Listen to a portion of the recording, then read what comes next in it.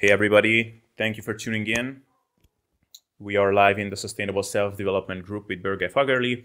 This is our 10th Q&A, and yeah, hopefully some of you will tune in. If not, don't worry, this will be up on YouTube and on SoundCloud and on iTunes, so you will be able to watch it afterwards. And also, we will be putting together a little summary booklet or document over our past 10 Q&As. So I'm looking forward to that one. It will take some work to get it together, but I think we shared a lot of cool insights in our past 10 episodes like this, so it will be cool to get all of that summarized, and it will be available for download, but I will let you know when that's out. Yeah, so we are going to answer a few of your questions. You are kind enough to submit them. So yeah, Borge, are you ready? Okay, so first question is about DUP. Daily undulating periodization. So this is a training question. So the question is, how has Borge's views on daily undulating periodization changed or not changed in light of sustainability? Well, I guess I have to ask the question, what used to be my views? I mean, my views on daily undulating periodization haven't really been, well, yeah, I guess you could say they have been more refined lately, simply because I've been reminded of the premise that whatever load you apply to a muscle, the muscle will adapt to that. So the most effective progression model in my mind is one where you are constantly incrementing the loads, or at least as often as possible. Now, that being said, if you just start a training phase and you cycle on daily or weekly basis through different rep ranges and intensities and loads, that's also going to be very effective, but it's going to be effective because it's sort of hitting on different types of growth pathways, growth signaling pathways. So if you are lifting light or low loads for high reps and you apply a heavy load, you will induce very significant growth stimulus, since it's so much heavier than the light weights that you have been accommodating or adapted to, simply due to the mechanical strain and the stretch on the tissue that will, initiate a very potent growth stimulus.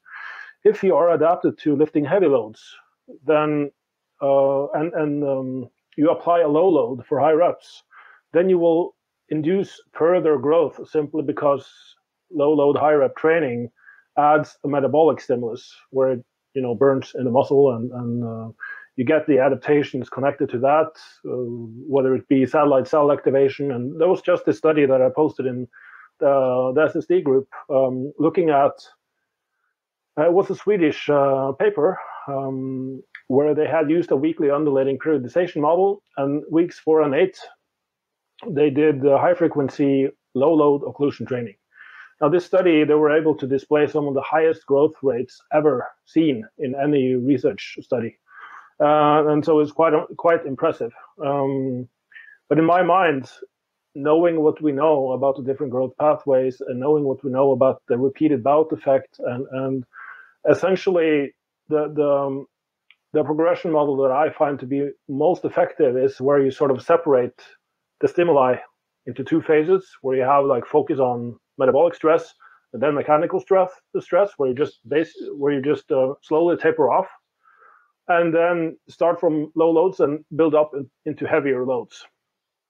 And the reason I think this is exactly because the body is very good at adapting to a given stimulus, a given load, a given type of growth stimulus, a given stressor, and that adaptation will last approximately 3 weeks until it tapers off. So by constantly changing that stimulus, this is why the daily undulating periodization models work so well, because they do. But if you compare them to a linear model, the difference is not that huge. And also, I'm yet to see a study where they actually progress from 40 to 50% of 1 max up until 80 to 85% of 1 max. It's usually just within a narrow rep range, or just gradually and progressively increasing the loads as you get stronger. So we don't really have any research other than the ones from 1975 and even before that, where they show that the progressive overloading stimulus was the most effective stimulus. So it's kind of strange that there hasn't been any good hypertrophy studies after that has sort of confirmed that view. That being said, in the name of sustainability, so there's been like a couple of studies looking at the different growth response from different rep ranges. One was the so-called Bevan et al. Study, where they put people into 4 different groups. And depending on what protocol they tested on, like they would test their cortisol and their salivary cortisol and testosterone output. So a positive test from a given training protocol, whether it be like 2 to 3 sets of 15, 3 sets of 10, 4 sets of 5, or an explosive training protocol, you were deemed to have a positive response if you had a high testosterone output and a low cortisol output. So essentially a positive stress response. And you were judged to have a negative response if you overproduced cortisol and didn't produce much at all of testosterone. And the participants in this study would generally just be, all over the map. There would be, some would test better on 10 reps, some on 5 reps, and some on 15, and some on the explosive protocol. And one would actually test better on the heavy protocol after having done the explosive protocol for 3 weeks or so. Which makes sense, since it worked at such sort of a deload. Now, what they noticed was that this wasn't clear in the paper, but I came across this discussion online and in the forum, like deep inside this forum. I don't know how I happened to find that thread, but participants of that study had been discussing how enjoying training 10 reps would also correlate with producing testosterone and having a low cortisol output, and vice versa. So if you hate doing 10 reps, you will generally overproduce cortisol and thus have a negative response to that. And the highest growth rates were seen when they had a positive response to the training protocol. So hence, there's a high correlation between what rep range you enjoy doing and the rep range you actually get better results in. Now, that being said, the bottleneck in any muscle growth process for any individual can be a lack of stimulus of an undertrained protocol or undertrained rep range, so to speak. Which is why you see by introducing occlusion training or high rep training to powerlifters, you suddenly see a very significant muscle growth in a short amount of time. And if you introduce heavy weights to people that are just been doing calisthenics or something really low load, high rep kind of thing, you also see a potent growth response. So again, it's not as if, okay, just do something novel, just do something new, but sort of find the elusive balance between something you enjoy and something that induces a different stressor than the one you're doing now. And I think the beauty of the SSD system that we have created is that the first cycle sort of allows you to go through all the different rep ranges. And you get to see, okay, maybe you have always been like a 10 to 15 rep kind of guy. You've always been training 5 to 6 reps or something. And you sort of get to have experience with different rep ranges. And you also get to see whether there's a certain rep range or a loading range that you just enjoy doing better and see better growth and whatnot. And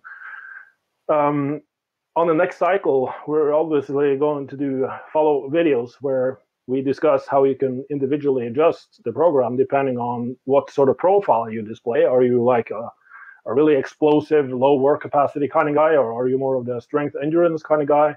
And sometimes working on your weaknesses is a good thing to do. But I think for sustainability, to sort of have a linear approach where you go from low loads, high reps, all the way up to heavy loads and sort of low reps, is going to be the best strategy, both from a growth standpoint and a sustainability standpoint, because you can later on adjust the training according to your individual response. So you get to see where do you grow better, what you enjoy doing better, and maybe you have certain injuries or whatever that keeps preventing you from doing heavy loading and low reps. So you would spend more time during the high rep phase, and vice versa. Maybe you just hate life and see I mean, your life is just slowly ebbing out of you whenever you do high rep training, and you just hate everything. So you essentially just go quickly through that phase and get into the heavy loading instead. So yeah, that's a long way to explain that my view have certainly changed in favor of a more linear approach, where you get exposed to different loads and rep ranges, and then based on that, you can sort of tailor your training in later cycles. Awesome. Yeah, well, if at the end we will have some time, I potentially have 2 follow-ups on that one, but we still have some other questions to answer. So let's go to the next one, but awesome response. So the next question is about the sustainability of a meat-based diet. So the question is, do you really think that a mainly meat-based diet is sustainable? And I mean not only on an individual basis, where the answer is probably yes, but worldwide. How long should someone be on a diet? Oh no, that was just my addition. So I'm not sure what he means by worldwide. So maybe just let's address this question generally. Like, in your opinion, I'm also not sure what's meant by sustainable. Like sustainable from an ethical or environmental standpoint, or whether people would be able to do that or eat that as a lifestyle. I mean, these are like 3 different questions, and I think neither a meat-based or a plant-based diet is fully sustainable. You can find various calculations and arguments on the greenhouse emissions and the soil depletion rate and whatever of like growing plants to feed humanity would be impossible simply because it has such a low caloric value. And growing plants or grasses to feed the animals that would feed us would probably also not be sustainable simply because, you know, we are too many people on Earth to actually enable us to do that. But I have seen models and calculations and like simulations where we go back to the old ways of farming, where the animals will eat off a certain part of the land, and then the other parts of the land will be able to grow, and so you shift this around, and that seems to be like what we used to do hundreds of years ago was a lot more sustainable than the modern farming practices, where we're basically overproducing food and making humanity obese and diseased. So no, I don't think like a mainly meat-based diet, yes, that would probably be sustainable for a large part of humanity, but I honestly don't know whether that would be feasible. I don't think it would be feasible or sustainable for all living persons on this planet. No. Yeah. And earlier we mentioned, or this is kind of a question that we commonly answer in the group, that whether this carnivorous approach, which by the way, the more I talk about it, the more I hate to call it a name because it just invokes so much stigma and everything. But, like a meat-based diet, which is like very animal food focused, or maybe exclusively meat-based, like how long is the maximum duration that you think that one should be on it? Like you did for a couple of months, but like what do you think? Do you think someone could actually keep it up for life? Yeah, and there have been people that are on it for life and have been so for like several decades, and so you can't really argue with that. And I mean, this is sort of where nutritionists and experts and authorities and all types of influencers that have a meaning and opinion about nutrition tend to clash with. Just on an individual level, we should all be concerned about making people healthier and feel better. And I don't mean to feel better in the sense that we should just feed everyone chocolate because they would feel better doing that, but they would obviously not feel better long term because it would ruin their health. But I think any diet intervention that makes people cure diseases that they have been battling for several years and have excellent blood panels and like feel energetic and awesome, why not try to figure out why that is? What's the reason for that? What happens here? Why do they suddenly improve so much when they remove all plants from their diets? And I mean, these are people that have previously been vegans and vegetarians, and some of them have just the most the people that are insisting the most on a meat-based diet come from a vegan background, which is kind of interesting,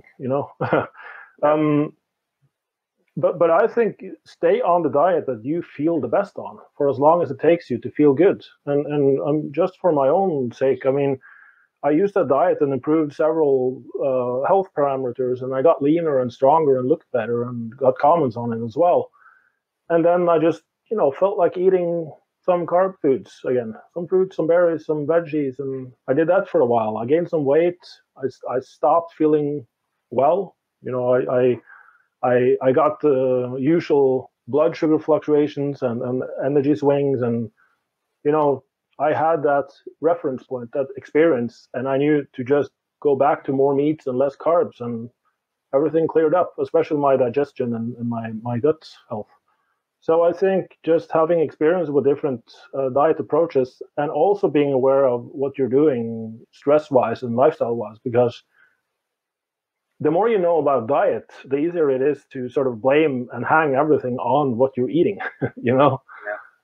It's like you're trying. I mean, I've been coaching clients that were just obsessing and overall analyzing every minor detail about their diets, when the problem was that they were so fucking stressed out about what they were eating that was causing the problem, not the food. Yeah. So it's like a paradox. It's the whole irony of it, that if you spend so much time thinking and worrying about what you're eating, that's actually doing more damage than whatever food you would be eating. But again, going by anecdotes, and now we're getting into the thousands of people that have just dramatically improved their lives eating only meat. Of course, just cutting out junk food and sugars and sticking to any diet will get you 80% of the way there. But there have been very health conscious people eating anywhere from vegan to vegetarian diets to whole food, plant-based, and paleo diets, and only when they dropped all plant foods did everything fall into place for them. So we shouldn't discount it. I think we should at least try to understand it, and maybe then know how to use it as a tool to improve not only your body composition, but also your health and energy levels. Yeah, that's well said. For me, one of the biggest kicker things which convinces me to kind of return to a more less of a plant-focused diet is people who haven't seen me in a while and saw me before. When I was actually leaner, I was actually lower in body fat than I am now, but probably the bloating played such a big factor that now they're telling me that I lost so much weight, and Abel, you should put on some weight, you're so slim. And I'm like, well, you've seen me leaner than this. It's just the bloat. Exactly. Yeah, I noticed the same thing. I mean, as soon as I started to let carbs creep up and loosening up on my diet, or not loosening up on my diet, but allowing more plant foods and carb foods and that kind of stuff, and obviously lowered my fat intake, so I wouldn't end up eating a lot more foods. But I gained 4 or 5 kilos in the span of 1 month, and a lot of it was water retention. But my waist went up 2 inches, 5 centimeters, simply due to bloating, and I started gaining fat. And for me, that's not a very sustainable. Up to a point where I felt like, my God, I want to eat meat now. I want to eat. I don't want an apple anymore. I don't want to eat veggies. So at some point, when you get experience with different types of foods, just learning to trust your instincts on this is by far better than seeking the help of any expert or authority or reading books about it. Yeah, well said. Awesome. Next question. I'm not sure how much we can help out with this one, but I selected it nevertheless. So I donate blood on a regular basis every 2 or 3 months or so, and I'm wondering if there's any considerations you would have with regards to the workout schedule in the SSD program, or is it just the good old listen to your body and work accordingly? What do we think of this? That's basically it. Listen to your body. I mean, it's not like they drain you of blood, but you will feel dizzy and not have the same work capacity for a few days until the body starts producing more plasma and red blood cells. So just take it easier for a few days, have an extra rest day, skip the MyRep stuff and just do straight sets instead. Where you translate 1 MyRep set to 2-3 regular straight sets. Just go easier, have more reps in reserve depending on the training phase you're in. Since I prescribe reps in reserve from week to week, but feel free to accommodate any anything that gets in the way with performing optimally, whether it be blood donation or the flu or having a cold or whatever. Perfect. Okay, ad libitum eating and weekly weight fluctuations. So if an intermediate lifter is within a healthy body fat and their main goal is to build muscle, what do you generally see in your own clients that use an ad libitum diet approach in terms of weekly body weight fluctuations? Would you make adjustments if weight is moving up or down too quickly? What would you ideally like to see happening? Slightly broad question. Yeah, really broad question. It's really highly individual. It's really variable. But like if the main goal is to build muscle, you should generally not, unless you're a total beginner, gain more weight than maybe 0.5% of your body weight per week. So if you're 80 kilos, you shouldn't like gain more than 400 grams per week. And I think that's even on the high end of things. Yeah. But like you would allow some weeks to be a higher weight gain and some weeks to be weight stable and some weeks even to drop in weight, but just sort of you just need to, that's why I think some of these like 8 or 10 week studies are kind of ridiculous, because everyone that has been in the business or training for many years, they know that it takes many months to accumulate sufficient muscle mass to even be able to measure it with the finest instruments. So you just need to have a more long-term perspective. But as that Norwegian study from Ina Garther showed, where they just allowed people to eat according to hunger, they had better, or they had almost the same muscle gains, but gained very little fat compared to those that had a prescribed 500 calorie surplus. They gained slightly more muscle mass, but gained like a ton more fat, simply because there's a limit to how fast or how quickly you can build muscle. And going by hunger is, to me, more reliable as long as you have the correct signaling going on in your brain, and proper food choices, obviously. So if you circumvent all of those hunger signals by eating processed foods, high in fat, high in carbs, very tasty stuff, then obviously you can't trust your hunger as much as someone eating according to what we recommend. But since it's an ad libitum approach, if weight is moving up too quickly, and we see that, because I don't just look at body weight, I look at measurements as well, body fat calipers or DEXA or whatever. And if you see body fat gain according to body weight, then something is off, and you should just go and have a look at what you're actually eating, and perhaps change around some food choices that maybe tend to make you overeat. For instance, I noticed that whenever I add more like protein powders that I mix into this porridge kind of thing with berries and add stuff to that to make it very tasty, I can easily eat 500 calories more that day than I would otherwise do. So getting more in tune with the accurate sense of hunger and satiety is the first order of things, and which is why we spend some time looking at that in the SSD system. But ideally, you would obviously be gaining at a certain rate, but not maybe on a weekly average, but bi-weekly average. And you would do daily weigh-ins and then put this in a spreadsheet, so you sort of even out all the spikes and peaks and values, basically. And then look on the weekly rate and then the bi-weekly rate, and sort of see if you're moving in the right direction according to the measurements, and make judgments along the way. That's what the process is about. Yeah, I had that protein powder pudding thing when you were here. That shit is definitely very tasty.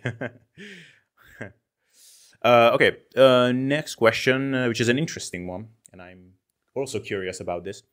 So it seems like as the average individual ages, they tend to put on more body fat.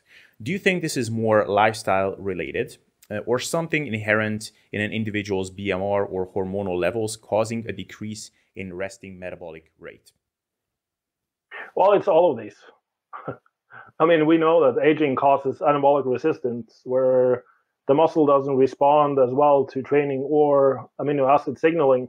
Basal metabolic rate doesn't really vary all that much. It tends to decrease slightly, but obviously, the more stress you have in your life, from your lifestyle, the less you can tolerate of stress from training and nutrition. Nutrient partitioning has changed, hormones change, testosterone levels go down, estradiol levels go down, all the anabolic hormones and all the catabolic hormones increase. You have less growth hormone. So yeah, there are plenty of things going on in the human body as it ages that causes nutrient partitioning, or the ability to build muscle related to fats at a certain calorie surplus or training protocol. It's just the way it is. So that's not to say, because I have some people asking me, well, I'm like in my 40s and I wanted to try your SSD system or SSD program. Do you think that's just that's any point at all? And I'm like, well, of course, it's always going to be a point. Yeah. There's always going to be a benefit, but it's not going to be as beneficial as when you're 16 and just producing testosterone like an elite bodybuilder on drugs. I mean, it is what it is. So, but you still got to do the best with what you already have, what cards you were dealt, whether it be genes or hormones or age. So I don't really find these discussions any interesting anymore. I just tend to say, well, just accept it the way it is. Try to improve as much as you can and let whatever happens. Whatever happens. Yeah, and like it's the whole thing about people gaining weight as they age. Like when I was in this holiday with my girlfriend in Greece and I was chilling on our hotel room's terrace and I was watching these kids on this football field next to us, and they were just like playing around and playing these games with their ball and everything. And like the amount that they moved over the course of those like half an hour that I was chilling there, like when do we do something like that? Like never. When I was in high school, we ran to the garden to play soccer between classes as soon as we could. Like now, if I stand up during the day like 2 times to take a 10-minute walk, like I already consider that a success. So, yeah, but you're a lazy fuck, man. No, not really. I mean, yeah, for sure. We stop playing around and moving as much the older we get, and it's sort of this inherent laziness, but also our modern environment that enables this, you know. So, but it's still not an excuse. I mean, people gain weight for a reason. It's not like, well, it's just because I'm older. No, it's probably because you're older and moving less and eating more. So it's multiple factors. But yeah, again, there's always a good explanation for it. Oh yeah, this one funny thing. This Norwegian elite athlete, they actually follow this young girl around. They put some tracking device on her, and she went to just play with her friends during school or whatever, after school, and they just tracked her movements for, I think it was 30 minutes or 45 minutes. And afterwards, this elite athlete guy that won the Olympics a couple of years ago, they had him try to emulate or copy exactly what a young girl was doing, just as normal playing around. And he was absolutely wasted. He was so exhausted afterwards. He had to lay down and get massages and, electrolyte drinks and whatever, because he just couldn't take it. So yeah, I heard that. Yeah. So for sure, you just gotta admire the. I mean, I have a 1-year-old boy, and if I were to follow him around for one day and he hasn't learned to walk yet, I would probably not be sitting here today. Yeah, very good points. Okay, so next question. So by reading some feedback on the carnivore diet, I see that some people, when reintroducing vegetables or non-animal products, feel bad and have some digestive problems. I know our gut microbiome gets changed and stuff like that, but it seems like they get worse reactions to the different foods after the carnivore diet than before. So is the carnivore diet really a good option if after doing it you cannot worse? Okay, this is a bit of a clunky question, but we get the point. So what do we think of this? Well, I have tended to see the opposite reaction. When people used a carnivore diet for 30 to 60 days and then reintroduced foods, their digestion for foods that they previously couldn't tolerate has improved dramatically. I had that experience myself. So it's There's probably two types of reactions here. One is that since you are experiencing a huge die-off of the bacteria that were perhaps overpopulating your gut and causing issues from your previous diet, so you're sort of rebalancing the gut. And thus, when you reintroduce plant foods, depending on what foods you are introducing, you will improve your digestion. But there's also another point that whenever you like in this instance, you haven't been eating carbs for a long time. There are different enzymes and also bacteria needed to digest and metabolize that food optimally. So you need to eat that food for at least 3 to 5 days to allow the body to accommodate or to adapt. So an initial reaction shouldn't mean that, oh my God, this is bad for me. I should stop eating it again and go straight back to a carnivore diet. Give it 3 to 5 days and maybe not. Don't jump straight into eating just, tons of broccoli or oatmeal or whatever. Just slowly introduce a certain food and allow the body to adapt to it, and you should probably be fine. So, in my opinion and from my experience, I have seen quite the opposite, that people are able to tolerate more foods after a zero-carb approach, but then others don't give that food enough time, or they introduce like 10 or 20 different foods at the same time, and thus you just kind of overload the system. So my approach, where you just introduce one food, I know it takes some patience, but it's well worth it if you really want to get some information here. Allow that one food or food group 3 to 5 days, then see how you feel, then reintroduce another food group or food, or even 2 to 3 foods, if you want to stretch it and you otherwise feel fine doing it. And by following this process, you can reintroduce foods gradually and instantly get like, okay, so you've been eating oatmeal for 5 days and you just feel worse and worse instead of better and better. Now, for you, that means you should probably not be eating oatmeal. That it's a food that doesn't sit well with you. Then again, for some people, they have such a reduced digestive capacity. They might have gut permeability. They might have major reactions, allergic reactions to a certain food simply because their gut lining is so broken down. And that may take several months to rebuild, and then gradually introduce and allow the body to adapt. This is what they've been doing in Hungary as well, at Paleomedicina. So it might take longer than a 30-day carnivore trial to get to the point where you can reintroduce any food and feel well eating it. But again, just sort of be aware of this whole process and give it time. Don't anxiously jump from one food to the other and one diet approach to the next. Give it some time, monitor and adjust accordingly. So yeah, I just think for sure the carnivore approach is the best elimination diet there is, simply because you're eliminating everything and eating something that most people can digest just fine and feel well on. That being said, there are some people that react negatively to lamb's meat or pork or even regular beef and need to eat certain types of meats and fish. So it's just highly individual, I think. It's not a general answer to this. Yeah, actually, I was just linking to you the other day an interview with Kamal Patel. That's his name, right? From Examine, with the Jeff Nippert on Jeff Nippert's channel, and they were referencing you and your carnivore diet experiment. And Kamal Patel said that probably the best intervention for digestive issues is fasting, and after that, probably an experiment like this, where you're eliminating everything that could cause these autoimmune issues. And actually, an interesting thing he said, which we might not have time to delve into now, is that if you're not interested in going through like keto adaptation and some of those things that have to take place in a carnivorous approach, maybe you could try a meat-based diet with some simple form of dextrose or some simple glucose, so that you can maltodextrin or dextrose. So very interesting. But maybe we can talk about this more in another episode. Okay, so we may have a question for another one. And basically, if I want to translate this question very simply, it's about hormesis, which is the concept of you introduce a stressor to the body and the body adapts to it by making itself stronger and resisting that stressor more in the future.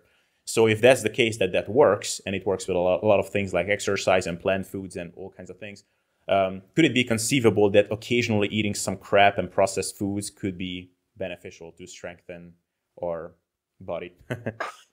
This is a guy that wants validation for doing just that.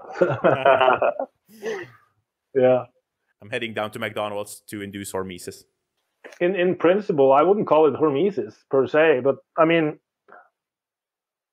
hormesis is about dose. And there's, I think, no matter what positive the adaptation is going to be, it's not as if you will at some point be able to tolerate it full time. So, like cold hormesis, it's not as if you would at some point if you just went completely Wim Hof and did like the Iceman protocols, and you could run a marathon on Mount Kilimanjaro in butt naked or something. But I don't think you would be able to live in below zero temperatures. So you can get positive adaptations, and if you adjust the dose according to the adaptation you see in the body, the same way we do with foods and training in general, at some point you would be more resistant to that effect. So I guess, yeah, in theory, I just think that all of us are able to tolerate eating junk food and crap once in a while. But I think looking at it as a hormetic stressor and then having junk food days to induce a positive adaptation so that we can tolerate more junk food later on is just a completely wrong way of looking at it. Yeah. It's like, okay, so I'm going to take this tiny dose of cyanide every day until I adapt to it, so that I somewhere down the line can chomp down on like a meal of cyanide. Okay, that's sort of taking it to the other end of the extreme, but I think, if you want to eat some crap food, just eat some crap food. Don't call it hormesis. Yeah. I don't mean to laugh, but it's, to me, getting to a point where we're hearing all of these interesting and cool concepts, and we try to make it fit, whatever we want to do. So yeah, what do you think about cocaine? Isn't that like heroin? Maybe that's a good hormesis, hormetic stressor. Just once in a while shoot up and sleep outside. That's then you combine both a drug overdose with a cold hormesis. That would be awesome. So okay, I'm being I don't mean to make fun, but I think you just have some crap food now and then. Don't put labels on it or feel bad about it afterwards. That's my answer. Yeah, perhaps the only point that I think might be interesting to bring up here is there's this guy or this brand, the Bulletproof diet, Bulletproof coffee and all of that. And the Bulletproof diet, I don't know its most recent iterations, but the original premise is basically that you should avoid everything on the face of Earth that could potentially be harmful. So avoid tomatoes because that has lectins and whatever, avoid these types of meats and these types of sweeteners and that kind of vegetable because that has goitrogens in it and whatever. And it's like, well, like stay inside with a daylight lamp, eating, drinking smoothies, and never expose yourself to anything. Then you're gonna live until you're 100 years old, and you're gonna think that your life has been super cool and interesting because you watched all of it on Netflix. Yeah, and if you go to a restaurant, then make sure that you take like X amount of pills of active charcoal because that absorbs all the toxins and everything. And it's like, are you really making yourself bulletproof, or are you actually making yourself super weak because you're never exposing yourself to anything that could potentially be somehow harmful at some point? So yeah, it's like just maintaining that healthy balance, I guess, is where we I think so. I mean, having some awareness of the effects of food. And again, I mean, I always announce this challenge in my seminars. I challenge anyone in the audience to just name healthy foods. Name one healthy food, or name one food that there has never been done a study showing that it's harmful. And so far, no one has been able to do that. You can name any food on the planet today, any substance on the planet today, and there is at least one study saying that it's harmful. Yeah. So at some point, you have to consider context. You have to consider the rest of your lifestyle, because epidemiological research, which is used as sort of a reference for how we should be eating and how we should be living, it's just trying to look at chaos and teasing out, that's it. It's a saturated fat. That's what's killing you. Well, it could be that, or it could be that you're smoking a 20 pack per day of cigarettes, So it's like at some point we all know how to eat healthy like adults, but it's when we lack energy and motivation and experience life-threatening diseases that we start looking for causes. And that's where it's going to just be difficult. I mean, there are so many variables involved that I think we just have to do the best we can do from day to day, having some informed judgment about what we eat and what we expose our bodies to in terms of environment and training stress and all that, and managing as best as we can, but then leave it at that. Because it can get to a point. I had this one guy sending me questions on almost a weekly basis, and you can just tell from the tone of the written words in the email that this guy is stressed out as fuck about everything. I mean, just basically, what type of tea should I drink? To what type of light bulb should I have in my house to avoid circadian rhythm desynchronization? It's like the more information and the more the more paralyzed. What's the word for it? Paralysis by analysis, Yeah. So it gets to a point where you just forget to fucking live your life. You just get so obsessed about all these minor details and looking for problems everywhere that you lose perspective. You lose that, the point of sustainability is to have something you can do for the rest of your life, but then allow some variation within that range. And the whole point is supposed to be that you should feel awesome, feel great. And if you don't, then perhaps start looking for some answers, but don't make yourself feel terrible just because you're stressed as fuck about trying to be perfect. Then you're the cause of your issues, not saturated fat. Yeah, I guess the conclusion of this Q&A, as usual, is just we have to learn to chill the fuck out while searching for optimality.